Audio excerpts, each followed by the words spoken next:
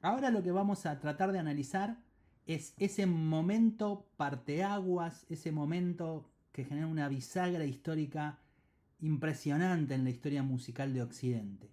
Es poco todo lo que yo puedo decir y lejos estoy de estar exagerando, ¿sí? Con todo esto que estoy diciendo acerca de este momento. No es un momento, es un proceso más bien largo, flexible, donde se imbrican una serie de direcciones históricas y de procesos que son concurrentes. Todo lo que ocurre al final de la Edad Media, donde aparece una racionalidad y esta cuestión del comercio y de la burguesía que empieza a tener un ascenso social y a jugar, digamos, con diferentes sectores de poder. Al mismo tiempo, y de la mano de la burguesía también, todo lo que abre la conquista y la colonización, no solo de América, sino de las rutas comerciales a lo largo del mundo, que es la forma que va a empezar a tener Europa Occidental o los reinos de Europa Occidental de poder disputar el poder central del mundo, a lo que era el centro antiguo, que era el de la ruta de la seda y ese sistema mundo comercial. Entonces, la apertura de las rutas marítimas va a ser fundamental acá también. Y el excedente que ese mundo colonial le pueda devenir a Europa en términos de riqueza. Y al mismo tiempo, bueno, la concentración del poder en los estados nacionales, en las monarquías fundamentalmente, en monarquías de distintos signos, pueden ser parlamentarias como la inglesa, pueden ser estas suerte de monarquías muy ligadas con la Iglesia Católica como la española, o la monarquía absolutista de concentración de todo el poder político en las manos del monarca, que va a ser el signo de Francia.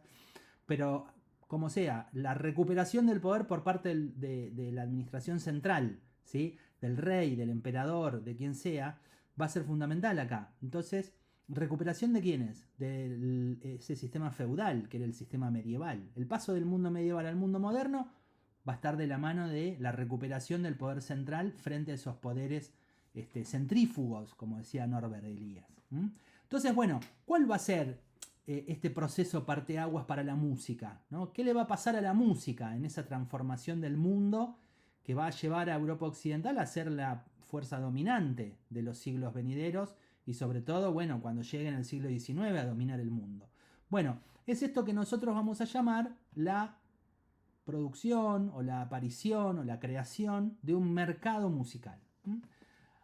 Más allá de las distintas músicas que se producen y que van luego a tener diferentes estilos o van a tener diferentes pautas de producción, de composición, de interpretación, lo que va a distinguir a la música occidental a partir del siglo XVI y sobre todo del siglo XVII, en este mundo colonial moderno, va a ser la posibilidad de que la música circule en términos de valor de cambio. Es decir, a partir de relaciones monetarias o monetizadas, donde la música va a adquirir un valor en términos de dinero y ya no solamente un valor de uso, ¿sí? Donde esa música va a ser importante en la medida que le sirva a bueno, una determinada persona o un determinado grupo de personas o un determinado sector, o para hacer determinada cosa, como podría ser rezar o señalar un momento del día o generar una fiesta. No, ahora la música se va a empezar a abstraer de esas situaciones de la vida cotidiana y lo más importante, va a empezar a tener un valor abstracto, un valor abstracto en términos de mercado y de dinero.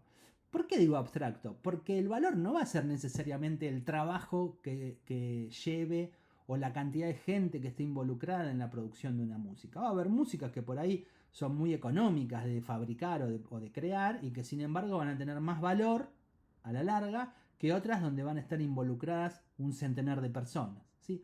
Así que la idea del valor de cambio, la idea del valor de cambio como módulo abstracto de valor monetario para la música, y donde la música va a empezar a tener un valor numérico, ¿sí? Arbitrario, y va a ser transada en términos de cambio de moneda, es lo fundamental para entender esta gran transformación que va a llegar hasta hoy.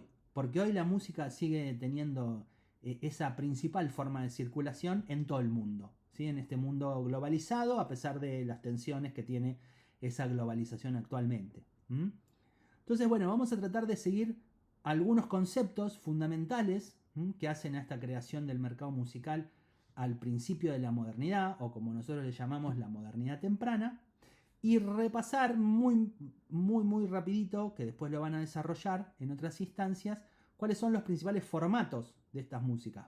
Insisto, vamos a tratar de relevar más los formatos que los estilos musicales, ¿sí? Porque estilos musicales por ahí va a haber muchos, pero la música va a circular en base a tres formatos fundamentalmente, que son los que van a permitir crear estas relaciones de cambio, estas relaciones monetarias, en donde las personas adquiriendo ciertos roles, esos roles tan específicos que seguimos usando hoy y nombrando hoy en torno a la música, los compositores, los intérpretes y el público. Tres categorías que van a aparecer de la mano del mercado y que antes del mercado, no sé si se dieron cuenta, pero no existían, ¿sí? Bueno, ese tipo de roles en los que la gente va a empezar a ocupar para asociarse o para vincularse con la música, van a estar en relación a partir de las cuestiones que hacen al mercado, al signo del dinero como signo de valor y a los intercambios monetarios mediante los cuales va a circular la música. Bueno, muy bien. Entonces, en esa línea vamos a entender, ¿no? Repasamos acá. Esto es producto de este sistema mundo o este modelo civilizatorio o proyecto civilizatorio que es la modernidad, dentro de la cual está el capitalismo, ¿no? Como principal, si ustedes quieren, motor económico dentro de eso, que va a tener ciertas etapas. La más importante en torno a esta modernidad temprana va a ser la del mercantilismo, un capitalismo de estado monárquico, podríamos pensar, ¿no? Ahora, eso no es lo crucial acá. Lo crucial acá es que es un mundo que tiene que integrar a las personas, tiene que hacer que las personas crean en que no solamente forman parte de ese mundo moderno y capitalista, sino que además es el mejor mundo posible. ¿Por qué? Porque ahora necesitamos de las personas, aún de las personas oprimidas, para que sean consumidores en ese mercado, ¿sí? Ya no pueden estar excluidas como nos pasaba en el mundo feudal, donde, bueno, si las personas quedaban excluidas, problema de ellos. Ahora acá no, porque los necesitamos a todos, necesitamos de ese público también, ¿sí? Entonces, podríamos pensar junto con Jacques Attali que un hilo conductor de toda la música que se va a producir en este capitalismo incipiente de la modernidad temprana, tiene como objetivo el hacernos creer en un mundo que es justo, en un mundo que, bueno, tiene sólidos argumentos y sólidas bases, y que en todo caso, si todavía no nos sale, bueno, será que hay que ponerle un poco más de esfuerzo, será que hay que esperar un poco más, ¿no? Pero como dicen a veces los políticos, vamos bien, ¿no? Bueno, entonces el hacer creer, dice Attali, en un orden consensual del mundo es tal vez el principal objetivo de las músicas de la modernidad temprana y de este mercado musical, ¿sí? Entonces, ¿cuál va a ser el lenguaje musical con el que vamos a creer en ese mundo? El de la armonía funcional tonal. Ahora sí es armonía, pero no solo armonía entendiendo de que nada suene discordante, sino armonía funcional tonal que establece jerarquías, la tónica, y roles específicos, la dominante, la subdominante, las mediantes, etc. Y pautas que hacen al funcionamiento de esos roles, al orden en el que se tienen que suceder en el tiempo, a cuántas veces aparecen más unos que otros, ¿sí? En el discurso. Y eso es una enorme metáfora sonora de cómo funciona la sociedad. Hay algunos que son los dominantes. Hay, ¿no? Donde todo además tiene que concurrir también.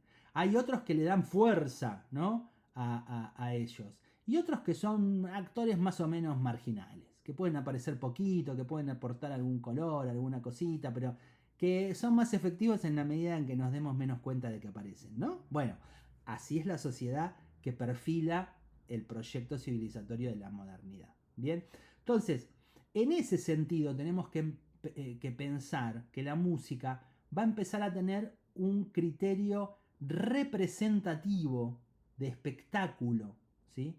Porque es como que nos muestra el mundo en el que tenemos que creer. Más allá de cuál sea el dispositivo, que son estos que ven acá abajo, no nos quedemos tanto con estas tres palabritas de acá, sino con la idea de algo que es representativo, que está puesto en escena, que está como arriba del escenario, el mundo está arriba del escenario. Después vemos cómo lo ponemos arriba del escenario, ¿sí?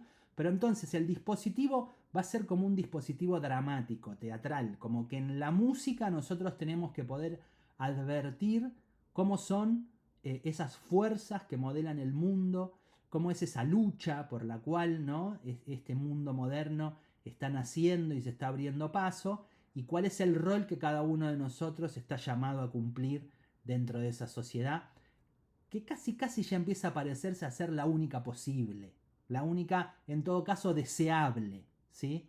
Entonces, muy importante entender acá lo que quiere decir esta idea de representar, ¿no? Como vemos aquí.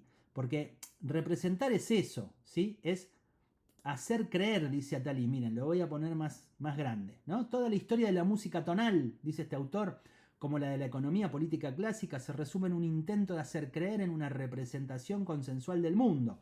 Todos estamos de acuerdo en que este es el mejor mundo posible. Y para reemplazar la ritualización perdida de la canalización de la violencia, ¿qué era eso? Era el ritual medieval. Por el espectáculo de la ausencia de violencia y para imprimir en los espectadores la fe en una armonía en el orden, para escribir la imagen de esta coherencia definitiva de la sociedad en el cambio comercial y en el progreso del saber racional. O sea, la música nos tiene que hacer creer en todas estas cosas, en que entendamos que no solo están bien, sino que es lo mejor que nos puede pasar, ¿sí? Y por eso la música tiene que representar a ese mundo. Es fundamental que lo represente y que estemos todos incluidos en ella en ciertos roles. Si ustedes van a leer un texto también de este autor que ya conocen, Christopher Small, que se llama así, La sala de conciertos y la cadencia perfecta, y yo los invito a cuando lo lean a que vean cuál es el rol que cumple cada uno de los actores que está dentro de esa sala de conciertos. No solo los que están arriba del escenario o los que crearon la obra, sino también el público y cómo son las formas de relación que tienen que tener. Porque esa es la pauta de cómo es esta metáfora del mundo que la modernidad quiere instalar, ¿sí?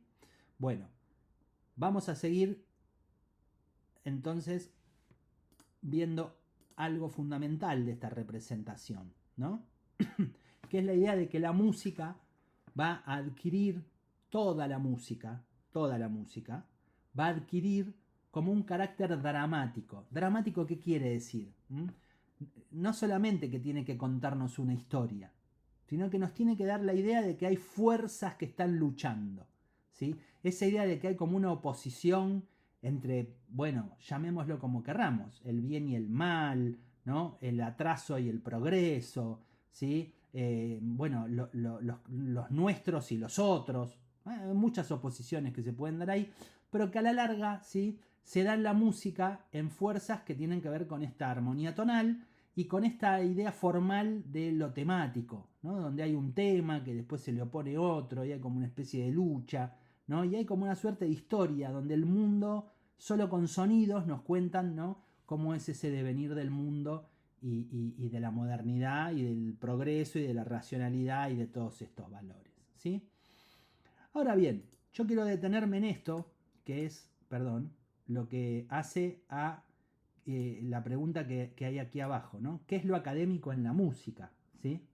Porque este es el momento, el del siglo XVII, donde va a aparecer esa palabra que ustedes usan mucho, que es el de la música académica, ¿sí? Nosotros lo usamos muchas veces como sinónimo de música clásica o de música, bueno, esto de concierto, la música que se escribe o la música, qué sé yo, que se enseña en los conservatorios. En otros países le dicen música seria, por ejemplo, ¿no? Bueno, nosotros le decimos música académica, pero en realidad la música académica es la de las academias, ¿sí?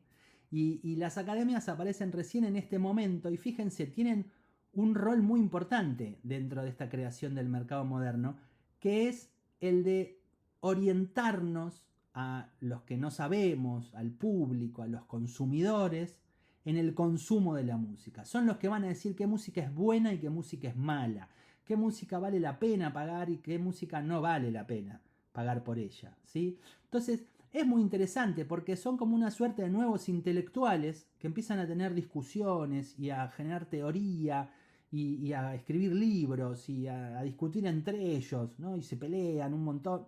Pero en realidad lo que están haciendo es orientar el consumo. Y de ellos van a surgir todos estos términos que muchas veces usamos, por ejemplo los estilos, ¿no? La idea esta del barroco, del romanticismo, o todos los ismos, ¿sí? El expresionismo, el impresionismo, bueno, todo ese tipo de cosas, ¿sí? Incluso después siguen en la música popular, ¿vieron?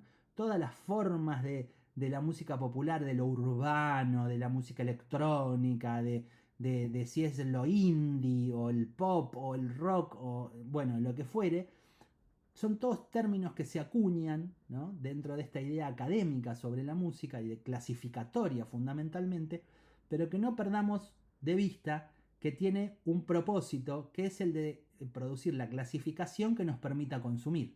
Es como cuando vamos a un supermercado y tenemos que tener más o menos organizados los productos, porque si no, si tenemos mezclado, ¿no?, la polenta con el aceite y con, no sé, las patas de pollo, se nos complica, ¿vieron? Como cuando uno entra a un lugar que no conoce y estás 3 horas hasta que encontrás las cosas. Bueno, si está todo bien clasificadito y tiene cartelitos y todo eso, lo podemos hacer mucho mejor. Bueno, para eso la música académica genera todo un repertorio, ¿no?, de teorizaciones y de términos y de publicaciones que ayuda muchísimo a poder producir ese consumo.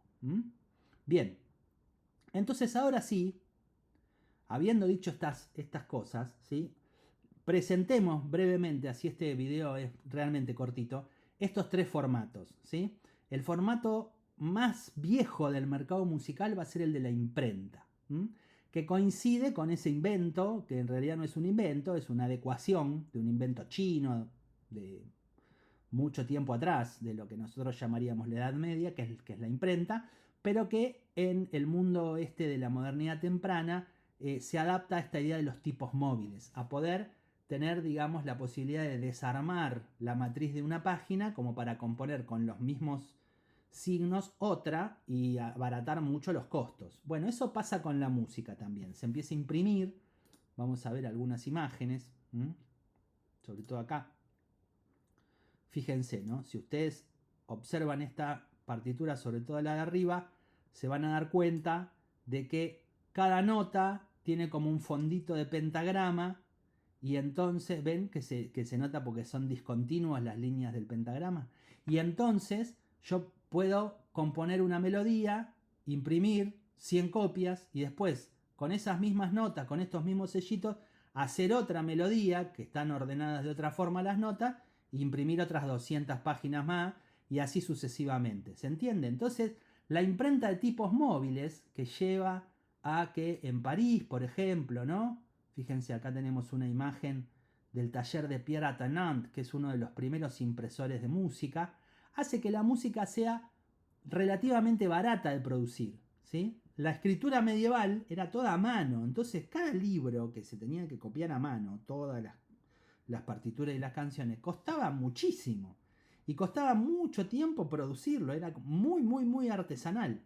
Acá empieza a haber como un enfoque más industrial, si ustedes quieren, de la producción de música. Entonces esto va a permitir que incluso se generen en Inglaterra ya, ¿sí?, formas muchísimo más baratas. Miren, esto era una manera de hacer música tan barata que era en realidad ya ni partitura tiene, fíjense, tiene como unas historietas, tiene un poco de letra y arriba dice para cantarla con la tonada de tal canción muy popular, como si yo le dijera con la tonada del Bombón Asesino, ¿sí? Todos conocemos esa melodía. Bueno, entonces esta letra que hay acá y que cuenta un suceso picaresco, un suceso de actualidad, la podemos cantar cualquiera. Y estos eran unas hojas como de papel de diario, muy baratas, que se vendían en la calle. ¿Ven? Las vendían estas personas. Por ejemplo, acá hay una mujer que vende eso, o este otro señor, que además las va cantando mientras las va vendiendo, ¿sí? Y estas son las canciones populares de la modernidad temprana, donde músicos ambulantes, que iban por las calles con estas copias que costaban monedas, las vendían y la gente podía con eso después ir a la casa y entretenerse, ¿sí? Otro formato, un poco más caro y un poco más complejo, pero que también se va a usar mucho, es el de la música de sobremesa o las canciones de partes. Fíjense, estos ya son álbumes que tienen canciones relativamente fáciles para que la toquen gente amateur y que además tienen este formato, ven, que tiene algunos pentagramas que están al derecho y otros que se ve que están como al revés o para el costado. Bueno, porque la idea era poner el libro arriba de una mesa y que de a 4 personas pudiéramos cantar 4 partes al mismo tiempo, ¿no? Con instrumentos, con los instrumentos que sepamos tocar. Estas son canciones que dan para tocar con instrumentos de cuerda pulsada, tipo guitarra, diríamos hoy, con instrumentos de arco, con instrumentos de viento. El instrumento que tengas la vas a poder cantar, ¿sí? Y entonces la puedes cantar vos solo y acompañarte, o podés tener 3 amigos y la cantan a 4 voces, y así, ¿sí? Entonces, cada libro sirve para un montón de arreglos o versiones que la gente puede hacer, ¿sí? Y que en la medida en la que quisieran, podían, como vemos acá, pagarse clases particulares y tener profesores que les enseñan, que son músicos también, a tocar a cambio de qué? De dinero. Entonces fíjense, como acá ya vemos varios formatos y varias cosas, que incluyen también ir, por ejemplo, a un bar y pagar por escuchar a los músicos tocar mientras la gente se toma una pinta de cerveza, por ejemplo. Varios formatos donde ya el dinero es lo que está modulando las relaciones de la gente con la música, ¿sí? Comprando la partitura para cantarla en la casa, o comprando esas letras para cantarla por la calle, o yendo a algún lugar, o pagando clases, o comprando instrumentos, ¿sí? Comprando manuales que te explican cómo tocar el laúd, o cómo tocar la flauta, o cómo tocar la viola, o alguna de esas cosas. Así que ese es uno de los primeros formatos. El que le sigue y que va a ser el más importante en la modernidad temprana es el de la ópera, ¿sí?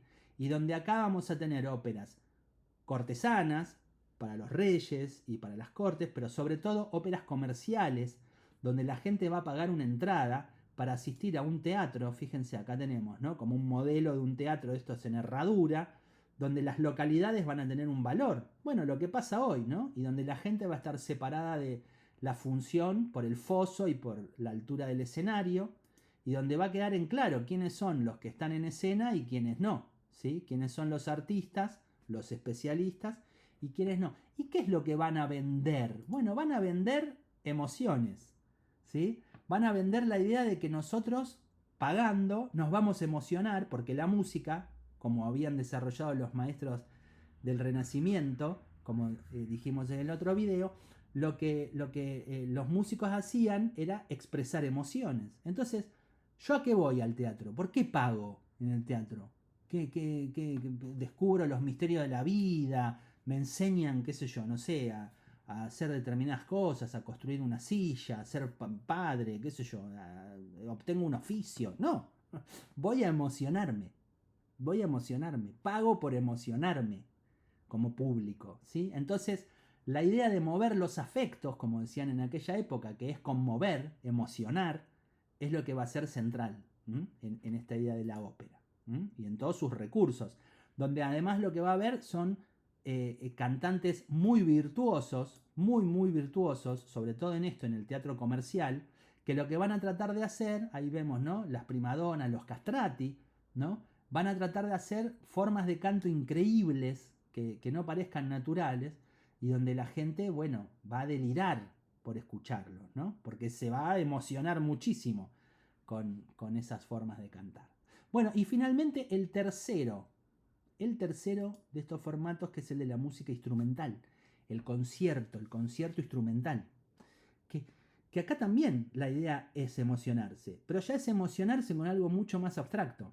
Porque, bueno, como les decía hace un rato, ¿no? La música empieza a tener un lenguaje, el de la armonía funcional tonal, que nos va a ir llevando como por una suerte de conflicto, pero un conflicto que no nos dice acá, como en la ópera puede ser la historia de un rey o la historia, qué sé yo, de algún personaje histórico, sino que acá no hay ninguna historia. Esto se va a empezar a llamar, perdón, concierto en re mayor, sonata número 3, fuga, no sé, más adelante sinfonía, etcétera. Y no nos dice nada más. No nos dice que hay un tema de tal cosa, o que hay el trasfondo de no sé qué, o que se escuchan, ¿no?, los ruidos de la batalla. No hay batallas, no hay animales, no hay personas, no hay nada. Hay notas, nada más. y un conflicto entre esas notas. Entonces es interesante ver cómo ya para el siglo XVIII, ¿sí? Esto es donde va a tener este auge el concierto público, y ni hablar luego en el siglo XIX, que ya estudiaremos más adelante. La música instrumental es la que nos va a conmover. ¿sí? La música instrumental, las formas de asociar los acordes y las notas y las melodías, es lo que va a hacer que nosotros, bueno, nos conmovamos. Entonces, esto es muy, muy, muy interesante por el grado de abstracción acá, que se corresponde con el grado de abstracción del dinero, ¿sí? El grado de abstracción de la música, que ya no va a hablar de ninguna cosa más que de sí misma, por eso le llamamos sintaxis autónoma. La música habla su propio lenguaje, ya no tiene que estar en relación con otras cosas, con la religión, con la sociedad, con, no sé, con una historia, con lo que fuera, ¿sí? Habla de sí misma, habla de notas, de acordes, de enlaces, de partes, de recapitulaciones, de puentes, de temas, sujetos, lo que fuera, ¿sí?